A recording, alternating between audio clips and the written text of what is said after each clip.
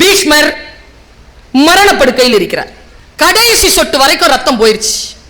அவருக்கு ஒரு வரம் என்னன்னா, நினைச்சாதான் அவருக்கு சாவு. அவர் மேல் பெருங்கருணை கொண்ட மரண தேவதை வெள்ளை உடையில் வருகிறாள்.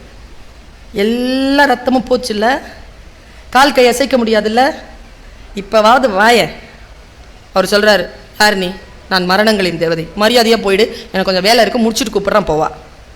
இல்லை பீஷ்மா, உடம்பு வலிக்குது, தாங்கலை, உனக்கு உடம்பு வயசாயிடுச்சு, ரத்தம் எல்லாம் போயிருச்சு, இனி எழுந்திருக்கவே முடியாதபடிக்கு 1000 துளைகள். வாய சொல்றேன்ல, போ.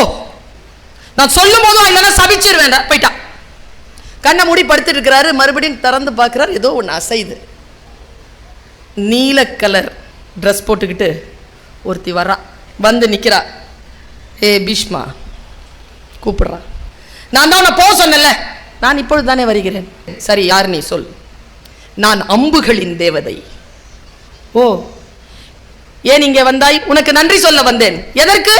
நீ சுத்த வீரன், உன் அம்புகள் குறித்தவறியதில்லை. மகிழ்ச்சி. நீ அம்பை விடுகின்ற பொழுது பகைவனுடைய நெஞ்சு பிளந்து வெளியில் வரக்கூடிய ரத்தத்தில் முதல் துளி எனக்கு அவிசாக கிடைத்திருக்கிறது. நான் பலனடைந்திருக்கிறேன். நீ சுத்த வீரன். நன்றி பீஷ்மா, ஏற்றுக்கொண்டேன், போ. கிளிக்னு சிரிக்கிறான். சொல், ஏன் சிரித்தாய்? உன்னை எனக்கு தெரியும். சரி, உன் பகைவர்களை எனக்கு தெரியும். சரி, உன் அம்புகளை எனக்கு தெரியும். சரி, உன் நண்பர்களையும் எனக்கு தெரியும். நில். முதலில் சொன்ன மூன்றும் சரி. ஏனென்றால் நீ அம்புகளின் தேவதை.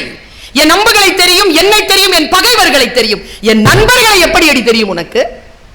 அப்படி என்றால் நீ அம்புகளின் தேவதை இல்லை. என்னவுடன் கலகல என்று சிரித்துக் கொண்டு அந்த நீல ஆடை உடுத்திய தேவதை சொன்னாள், ஏ பீஷ்மா, நான் அம்புகளின் தேவதை தான்.